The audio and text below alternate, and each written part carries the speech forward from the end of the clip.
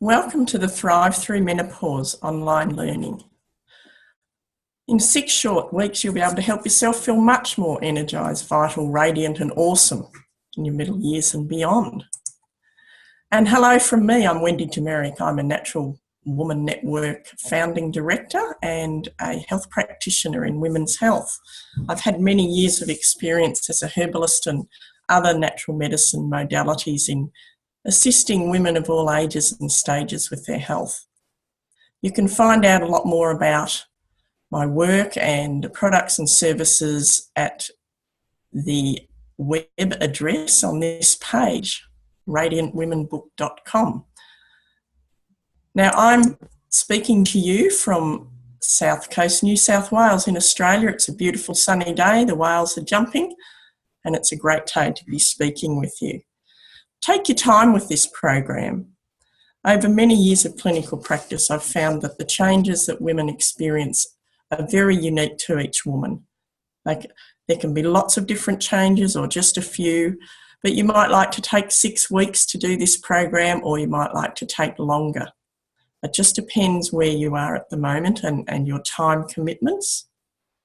So I've found over many years that it can take 8 to 12 weeks to start to instigate new habits and attitudes and paradigms into your life. So just do it at your own pace. If you're wanting to contact me and my office in any way, here are the details. There's the email, and I'd love it if you would join us on the Radiant Women Community Facebook page and the Menopause's Teacher and Healer page. And there's actually a free ebook at the Radiant Women Book and Events site if you go through that as well. And that's about how to get your midlife mojo back. So, welcome once again, and I'd like to just outline my intention. For many years, women have said, when are you going to do something specifically for menopause, not just more generally women's health? And I never felt, as a woman, I was qualified to do that until I actually reached that time myself. Well, I'd like you to know that I'm travelling this journey with you at the moment. And yes, with all its lumps and bumps, joys and challenges, I'd like to inspire and support you start to experience your best health in the years to come. And it is a moving feast, your health. I think we can get comfortable and be in a good space for a while, and then life intervenes and changes that. And you can be the boss of your own health journey. And that's what I'm aiming to do, is show you some simple but often very powerful strategies to take charge of your health outcomes. And it's also, I want to make sure I try and provide things that are easy to understand, that are accessible, economical and practical. I also want to just have a little word to you about the history of medicine. The interesting thing about contemporary societies is that we tend to think that history is what's written, but it's not necessarily what's written, because a lot of history has been passed on orally. Contemporary conventional medicine is only a recent newcomer to the whole picture of medicine over many thousands of years. So we're very fortunate in current societies to have, excellent surgery, emergency diagnosis and other aspects of conventional medicine. However, for some cases, including women's health, there's a lot more that natural and complementary measures can achieve in helping you staying well and working with you if you have challenges that are also being treated medically. This is where natural medicines are so valuable. Herbal medicine and the nature cure philosophy, it's been around for thousands of years. And in my additional studies and practice with Western herbalism and Ayurveda medicine and body therapies, what really impressed me years ago when I started was that the ancient wisdom from many different cultures is so valuable and is still practiced today, thousands of years later. We have an added dimension of wisdom here in Australia. What I've been shared by my Aboriginal law women and men, friends and colleagues of the oldest culture in the world, which it appears dates back to more than 100,000 years. And to my knowledge, it's also the oldest system of traditional medicine, is how much Aboriginal Australian medicine from the original people is passed orally, and how much of it is still available today if you know who to ask and have the respect, of it as well. So I've been fortunate to receive valuable learning on all this, on some aspects of Aboriginal traditional healing, and it is based around honouring the land and humanity. In addition, it's always important to honour and appreciate the original people of the land that you live in. I honour and appreciate the people of the land called Australia, the original people, and the traditional custodians of this area that I live in, the Walbunja people of the Yuin Nation. So it's always good, no matter what you're doing with your life, to pay respects to the past and the present wisdom. So why is this Thrive Through Menopause program being developed now? It's because over many years of clinical practice, I've heard so many stories of women suffering, sometimes for years and years, with their women's health problems and general health problems. Often it might be needless. It's just that they were not aware of some natural and complementary strategies that could be helpful.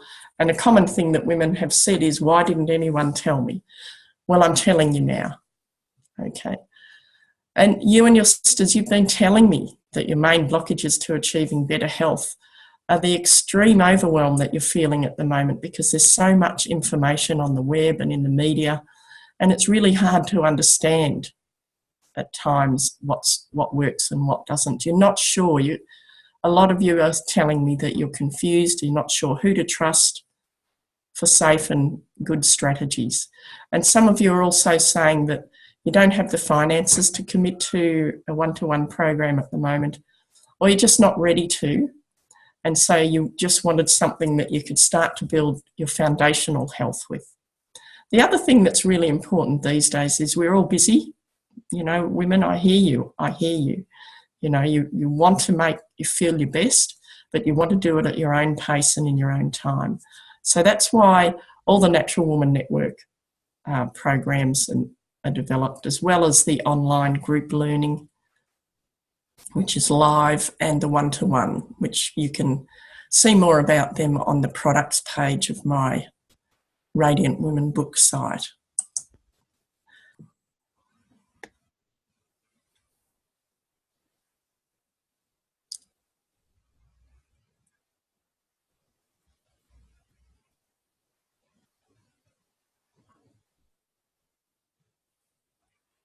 Go ahead, Wendy.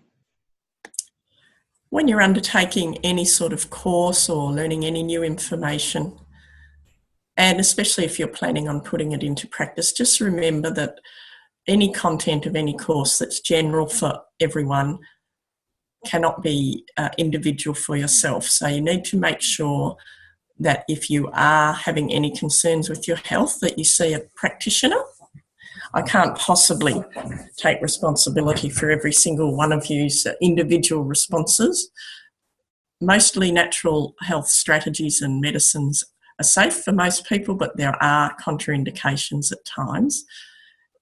So this particularly applies if you're pregnant or you're on medication, including the contraceptive pill, because there's some herbs that can interfere with that, or other hormone treatment.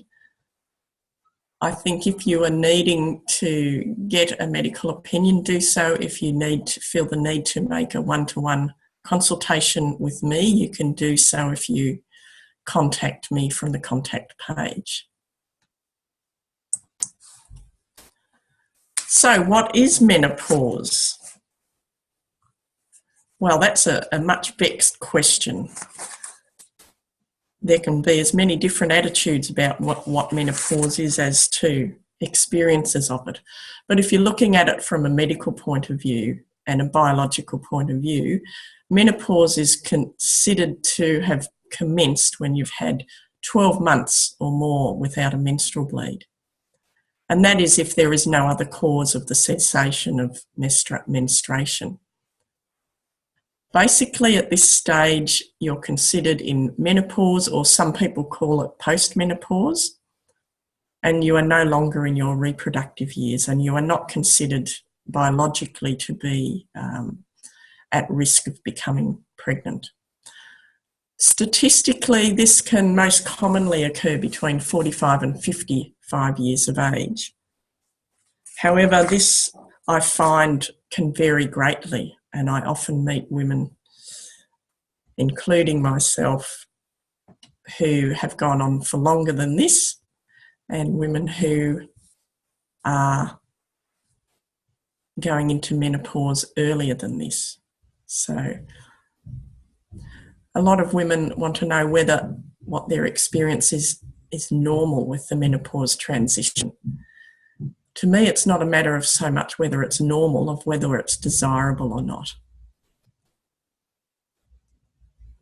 So your menopause transition I consider to include the premenopause years, and that can be many years, from when you're early 40s or so on, when your ovarian function starts to change a bit, through to your perimenopause years and beyond to the end of your menses. Here's Liz Brantingham, a lovely woman I know, and she has shared her story of her menopause transition. And here's part of it here. She was explaining that she noticed changes in her cycles around her early 40s. And things became a bit erratic around 45, and then, the wheels started to fall off a bit, as she got closer to her climacteric. The climacteric is basically your last menstrual cycle. So it's always nice to have people that you can speak to about their menopause journey. And this is why in this program or online learning course, I'll be sharing real women's stories with you, because I know myself as the practitioner, I've assisted, I don't know how many women go through the menopausal transition. And as a practitioner, that was fine and very successful for them. But as a woman going through it myself, I find myself looking for real women's stories. So that's why I'm including that for you as well. Now, there is a lot of bad press about menopause. Yes, it can be a bit curly at times. And yes, you can feel like this woman here in the dressing gown, quite grumpy and just over everything. But there is a lot to be gained from it as well. And it's a matter of taking on board that sometimes we need to make changes around this time of our life, that things that used to work for us might not work as well. And we start to engage our wisdom more if we give ourselves a chance. However, I have found, that a lot of women I've spoken to who were fighting against their maturity did have a bit of a harder time of it with menopause because they weren't listening to their body, and they reported this back to me later. Lots of women have said they feel more confident when they've been through the menopausal transition, and certainly a lot less concerned about what others might think of them. And yes, less likely to tolerate behaviour that isn't serving for them. And one of the biggest things that women have said is they just feel a lot stronger in themselves in lots of ways. So take heart. If you're finding it a bit bumpy at the moment, there is a lot of good stuff coming, and there is a lot you can do to help yourself at the moment too. Here's another quote from Shirley Taylor in New South Wales. Shirley is someone who likes to learn from what's happening with her body, mind, spirit. And so she found that it gave her an opportunity to celebrate her maturity, and that she feels that it's important that we share our experiences. So what we can do is start to have a listening role at all levels in our body, mind and spirit. Learn to use our body as a barometer. When I'm running the Wisdom Keeper retreats and also the online group events and one-to-one events, I do teach people certain strategies in how to use your body as a barometer of what's going on in your mind and spirit. And these are pretty important to learn as we get older. Actually, I teach it from children upwards. We all need to know it, but it's particularly important as we mature a bit and find that we might need to be much more aware of what's affecting us. And, it's really good to start a journal at this time and, look at what we can learn from this menopause transition time. It's really, really important. So many women have said if only they knew more about other women's stories going through menopause, it would have helped them a lot. I've just found as a practitioner, it's been helpful to share stories with women having a difficult time. And it's important that you share stories and ask of women who've been there themselves. Jo Evans in New South Wales was very honest about her time going through the transition, and she also noticed in her 40s that she had hormonal fluctuations, and as they eased, it was a much easier time and she felt much freer. So it's like a reclaiming back of your body. Throughout our reproductive years, we're very much coming in and out of the tides of the cycles of the moon, our own menstrual cycles and our biorhythms every day. And when you go through and are past the menopause transition, a lot of women report that they feel much more stable in their moods and not so much at the mercy of their hormones. So the journey of menopause involves lots of different things in your body. It's actually, the biological journey has a lot to do with how our hormones are being produced and released and the changes that they go through. But it's not just about hormones. If we want to look at it biologically, yes, it is just about hormones. But it's about how our body responds to stress, because that also affects our hormone levels. And it's about how comfortable we are in just being ourselves.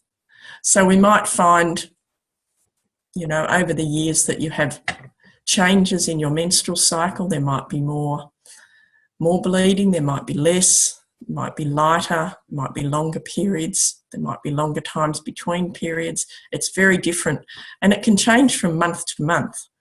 So, one thing I used to say to women a lot is, well, at least with the menopause transition, life's never dull. You might have a change every 5 minutes in how you're feeling.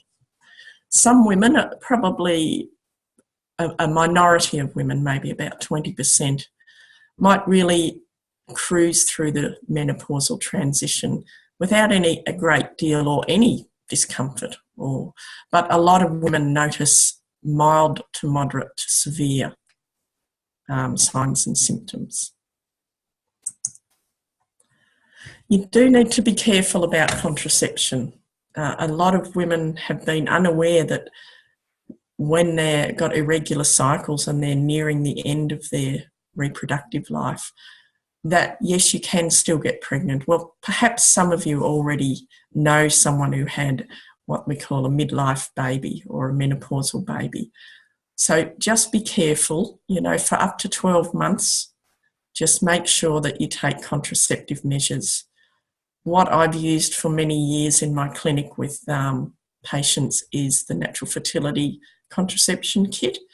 That can help you a great deal in understanding where you are in times of change in your reproductive life.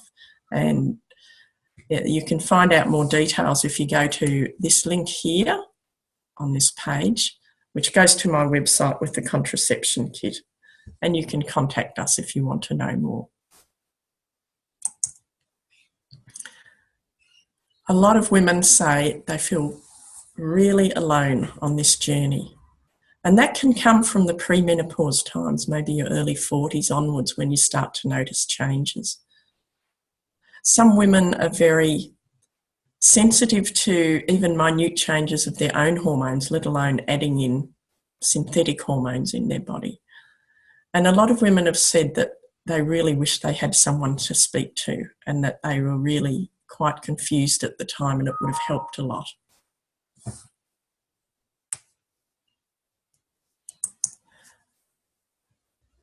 Dixie, who made a comment on my Menopause and Facebook as Menopause's Teacher and Healer Facebook page, has a lovely quote around this. And I find women are very honest and courageous in their comments. She considers it wasn't a party, but it's a very different lived experience to what she might have thought. So have a think about what that might be for you, and feel free to go to the Menopause and as Teacher and Healer page and make some comments.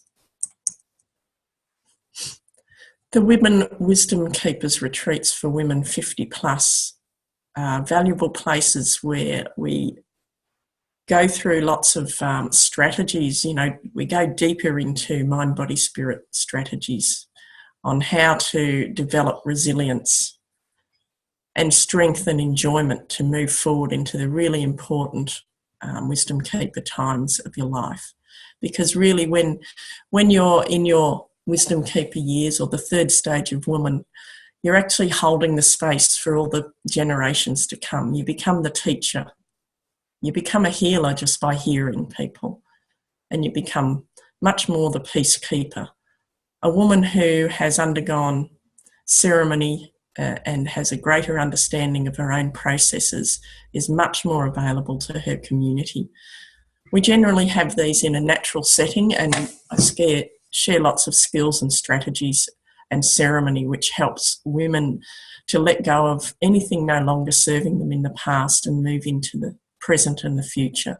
We look at skills, you know, with your physical health, your mind, your body, and your spirit.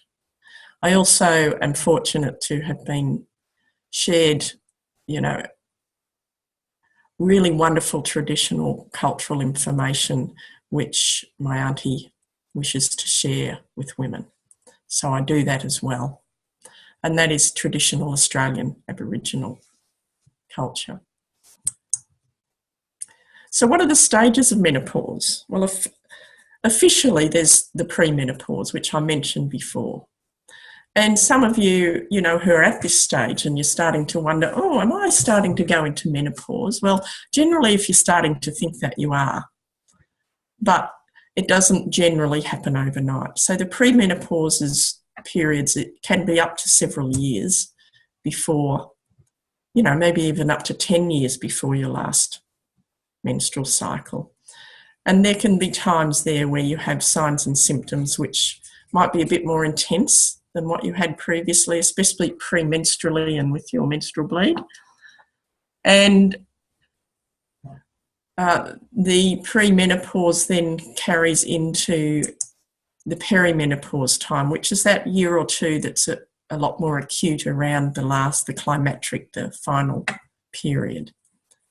And you can have greatly altered cycles. You might have months at a time where you don't have a menstrual bleed, or you might have more often menstrual bleeds. Some women experience fatigue and weight changes, all sorts of things, migraines.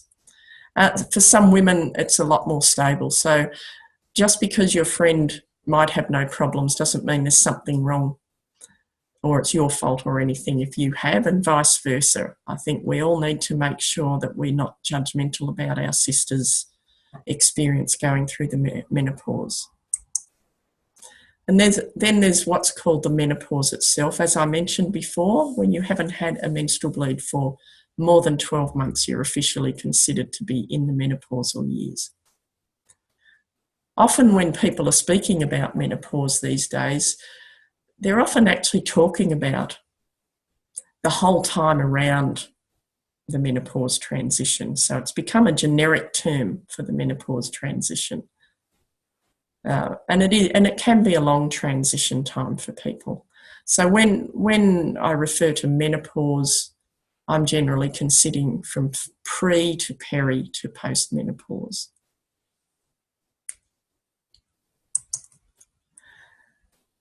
There's lots of things that can come up with your health and body image in particular. One thing that concerns a lot of women is that they might be eating the same and doing the same things, but they've suddenly started to put on weight, usually around the waist, and their shape can change quite a lot. So if you have noticed that, it might be time to think about whether you need to change your eating, and we'll go through that in lesson journey number 2 after your next part of your course. So Libet, was quite a little bit distressed about her developing differences in her body. A horrible fat knees is something that people have said to me quite a bit. And some of that's fluid retention as well. I love her descriptions of flabby, funny little fat roll thingies between my hips and belly button. And it's particularly distressing for women who've always exercised and been really fit and really eating well, that no matter what they do, they're having these changes. But generally, there is help at hand for this. There are lots and lots of pre to post-menopause signs and symptoms. I'll go through a few now and I'll go through a lot more later. The main thing to remember is if there is anything that's really distressing you and consistently distressing you, you really must get an opinion of your health practitioner, because sometimes things that are happening during your menopausal transition can be, other health conditions presenting. So just make sure you've got a clean bill of health. And then if there's still things happening, it may well be the menopause transition. Really commonly people say, fatigue, low energy. The ups and downs with mood can be quite extreme for some people, and mood swings and anxiety. The breast enlargement and tenderness and often lumpiness can be an issue for a lot of women, as can the menstrual bleed differences, and they can be heavier or lighter. The pelvic pain or period pain can be interesting, because sometimes women who've never had period pain start to get period pain before or during their bleeds in this time. So that can be really concerning for some. Others might find they have less. So the libido can be lower, but I've also had women who say they're much more voracious at this time with their libido. So I think it doesn't pay to have any set idea of how that might be for you. A lot of women say they just feel they need to make changes in their life, but they don't quite know what, but just this urge for change. Sleep problems is a big one. A lot of women experience sleep problems. Sometimes that is a result of hot flashes, but sometimes it's without the hot flashes, just a restlessness.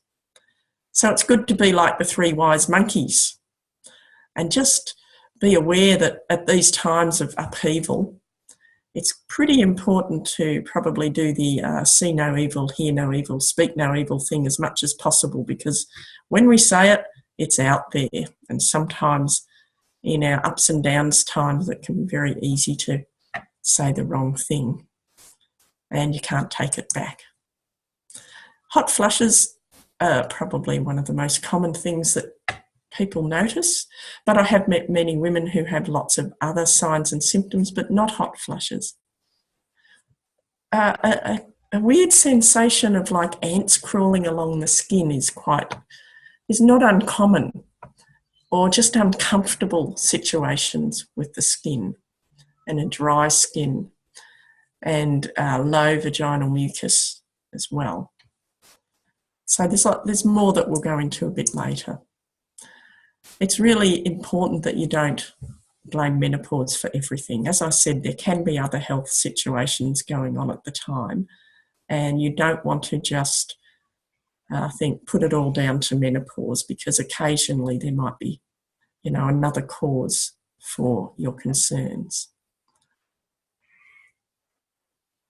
If you go to this link here, you can go to one of my blog articles And you can see some more information on some myths around perimenopause.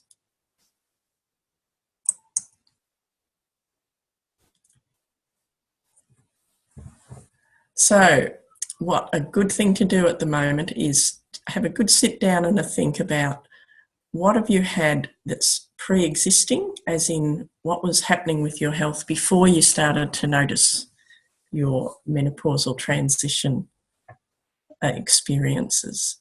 What's your health and wellness been like all your life? And maybe have a bit of a journal about that so you've got something to refer back to. And you consider, what have you experienced lately? And is this concerning you or not? And think about whether you might like to seek a qualified, experienced health practitioner just to iron out any bumps at the moment so that you can go on. People do make appointments with me for virtual consultations when they need to. It's really important that you learn to, if you've never done it before, now it's important to learn to witness yourself. You start to really look at what your signs and symptoms are, what you eat and drink, what your temperature is, and what other information can aid your healing journey. It's really important to know what your body's natural rhythms are so that you can tap into this. And I'll go more into your natural rhythms and lifestyle aspects of this in the next lesson. Pretty well everyone that I consult with over the years, whether this is in the clinic or online consultations or with the group online live events, are all asked to start to learn to observe themselves by plotting their temperature, their signs and symptoms, and their food and drink. And we generally do this as a start for 4 weeks so that they can learn, what's really happening in their bodies, because we have a strange thing called a memory that, is not very good sometimes. And sometimes when you've been feeling bad for a few days, you can actually think you've been feeling bad for weeks. But if you actually start to record your observations, you might notice after a while that you might be having a downtime at certain times every month or every couple of weeks or something that might become cyclical, or it might be obvious from your charting that this is an ongoing problem that needs addressing. I find it also is very helpful in my prescribing, but when I ask people to do their observations, because I can show them exactly what's happening and they can start to join the dots. But it also helps me with my prescribing of herbs and nutritionals and diet and so on. Here's an example of a temperature chart, and this was done by someone in the premenopausal time. So you can see here this temperature is taken at the same time each morning, and there's information on that in the in the radiantwomanbook.com site. You can get the book there, which goes into more information about this. But generally, if you're ovulating, you'll have 2 distinct phases of your cycle. So this first phase here, from day one is the first day of your menstrual bleed. From day 1 until here, the temperature is lower, you can see, than your post-ovulatory temperature, which is higher. So ovulation doesn't necessarily happen around day 14. I've seen lots of cases where it's happened earlier, around here, lots of cases where it's happened later. So it's not good to assume that we all ovulate at the same time. And it's very important for contraception to know when you're ovulating too. And you can learn more about that with the natural fertility kits on my website. But as far as you in your perimenopausal and menopausal transition time goes, even if you're not menstruating, it's really good to learn to chart your temperature, because it can give you not only an idea if you're ovulating or not. So this person had a drop in temperature here and then it shot up. and it stayed up for more than 6 days above the pre-ovulatory temperatures, which generally I find means someone's ovulated. But with the temperature, you're also learning here, it's quite low, 36.25 here and 36.1 here, 15 here. That's quite low for a pre-ovulatory temperature. And with this person, they had low iron levels, and I find that can make the temperature a bit lower. And that's just my clinical observations. But it can also be low if you have you're tired and your adrenal function might be a bit low, or your thyroid might not be functioning as well as it could be. And that can also interfere with your health enjoyment generally and actually affect your menopausal transition health as well. So regardless of whether you're ovulating or not, it's good to start taking your temperature so that you know whether your temperature is ideal, which is ideal is up more around here. And here's an example of a signs and symptoms chart. So this person's very neat, and they've actually typed it in.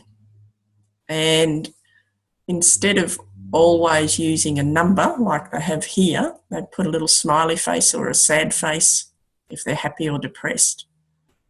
So this, you go through what day of the cycle, so that's your first day of the cycle, and then each day of the cycle until the end of the cycle, and then you start another one, and the days, and then what the bleed's been like. So, on day 2 and 3 it was light, on day 1 and 2 it was moderate, and there was a bit of spotting up here, and whether there was any pain. So there was no period pain for this person, but they had tender breasts, sometimes quite severe, towards in the second half of the cycle. And they had ovulatory pain around mid-cycle as well. So you can see this person's noticed that there are some cyclical happenings here, bloating from ovulation onwards. Fatigue got more marked in the last few days before the bleed. And the mood was quite, getting quite low around mid-cycle. Sweet cravings before the bleed. Now, it's important to do your signs and symptoms whether you're ovulating and menstruating or not, or whether you're on the pill or not, or anything else, because it's going to help you understand if your signs and symptoms are cyclical, or if they're more random than that, or if they're more permanent than that. So this is your opportunity to see what's really going on in your body. So what a lot of women notice when they start observing their signs and symptoms and their temperature and so on is that they start to notice when stress affects them. And a lot of women I've found, once we get them up and going and feeling a lot better, they do really well, and then something will happen, like a stressful event or something, and then they start to notice their hormones go everywhere. So it's quite, you don't have to keep charting forever, but it's good to do it at least for a few months so you know what's happening. And so that when you've got menopausal transition signs and symptoms like migraines and energy crashes, you can start to notice if there's any particular pattern.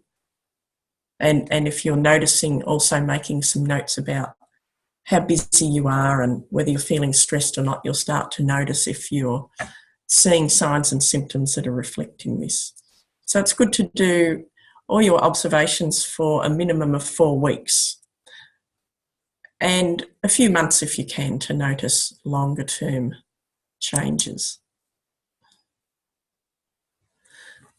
You'll probably, if you've been online looking for discussion around the menopause transition, you'll probably notice there's quite a few forums of very distressed and confused women. And it just goes to show you what level of confusion and overwhelm there is. So here's a quote from someone on one of the forums. And I actually look at the forums from time to time because it helps me keep quite current, as well as when I'm working with people directly, but quite current with what's going on for women. And I have noticed over more recent years that I'm finding that A lot more people I'm hearing of and knowing are having many more signs and symptoms than what I used to see in the past. And I think part of this is a reflection on the fact that we seem to live in a fairly stress-filled society these days and feel very rushed and time poor. So you can go to that pain discussion forum if you want to look at some more. In the Radiant Women book, which you can get from the website here, you'll find there's lots of blank signs and symptoms, forms, nourishment. There's a blank one that you can copy, one of each, okay? But you also, in your journey lesson journal, there are blank charts there, so you don't have to buy the book. But if you want to get more information on all of this, you can get the book as well, because it tends to be a bit of a handbook to go with everything, and it covers all ages of women. So in the next journey, we're going to be looking at dietary foundations for women in their menopause transition time. But before we finish up, I'm just going to go through a few more of the signs and symptoms that people have reported to me over the years. And some of these you won't see in any medical texts. They're really basically people's observations of themselves. One of the things that I've had quite a lot of women say to me is they often feel that they just want to go away somewhere and sit on a rock and just get away from everyone. And I've come to notice that as a real harbinger of change. And it's a time when women feel they need to look within and be in their crone years by themselves. And one of the challenges in our contemporary society is that we really often don't have the time or the opportunity to just go and sit on a rock for a few months. Or, one person I see took off for about a year. We're not all in that position that we can do that. So what a really good thing to do is to carve out a bit of time for yourself every day, or a day a week, or something that you can just be on your own and just practice self-love and observe yourself, healing with nature. And I'll go through some of these things in the next thing, some of the lifestyle thing. What can also happen around this time, the menopause transition time, is that if you have a tendency towards a particular condition or a chronic illness, it can actually flare up at this time. Because really, when you think about it, your body is under a fair bit of change. Things are changing at all times. Your cortisol levels from your hormone, your adrenals can go up and down like a yo-yo, and that can produce more inflammation. So it's really important that you rest as much. When your body says rest, you rest. That you get help to balance your hormones. That you seek counselling if you need it. That you have a good laugh with your friends. That you stay away from people who judge you. Because yes, I know, maybe you all know, that woman who, I didn't have any problems, what's wrong with you? So just be careful who you spend your time with. The sleep disturbances can be really severe for some women, to the point where they're just so exhausted. So there is a fair bit that natural remedies can do for that. Muscle cramps, I find quite a lot of women start to suffer from muscle cramps, and I usually treat that nutritionally as well, because especially when you've got adrenal overload and you've had a lot of stress, your body can go through a lot more magnesium. So we'll go through that a bit in the next one as well. A lot of women also report that they seem to have a lot more lower backache, and that can be because of the changes in hormones as well, or there might be other reasons for that. So it's good to seek the help of a manual therapist of some sort, or if necessary, get a medical opinion. But one of the things that is a problem, people are often sitting down a lot more than what they used to. So that's often something as well.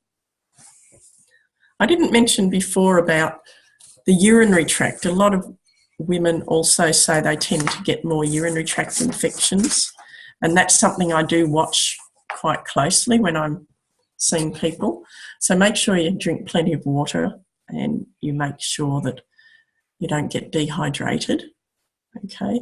And also that can often go with urinary incontinence and urgency as well. So hair loss and thinning is something that women can notice, and more hair growing in places where they didn't have them growing before, like on your face, some people on their nipples.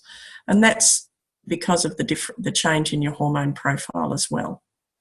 And to add insult to injury, some women find that they've got acne either for the first time in their life or the first time since they were a teenager. To me, the menopause transition time's a bit like puberty, but you're going backwards. In puberty, you're going forward into your reproductive life, and with the menopause transition, you're leaving it. Feeling like you're more clumsy and accident prone is something that women notice too. So do be careful with your driving. And, I notice myself sometimes I can crash into a doorway without realising it. It seems my spatial awareness is a bit different to what it was.